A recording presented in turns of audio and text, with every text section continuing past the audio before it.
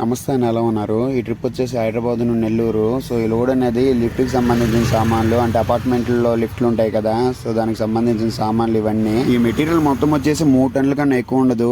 ముందే బొలోరో పైన ఏదో తీసుకెళ్ళిపోతాం అని అనుకున్నారంట. కాకుంటే పెద్ద పెద్ద యాంగిలర్స్ ఇవన్నీ ఉండడం వల్ల సో మధ్యన ఎవరైనా ఆర్టీ వాళ్ళు అబ్జెక్షన్ చేస్తారని తీసుకుపోలేదు.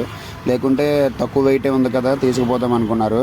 అప్పుడు మన వెహికల్ అనేది మాట్లాడుకున్నారు ఆయన. లోడ్ కూడా ఎక్కువ హైట్గా లేదు, ఒకవేళ పట్టా కూడా పై నుండి కడతామంటే. సో లోపలే ఉన్నది కాబట్టి పట్టా అనేది లోపలే పెట్టేశాను నేను. లోపలే అలా సర్దీశాను. మెయిన్ అనేది మిషన్లో అయితే తడవకొద్దు.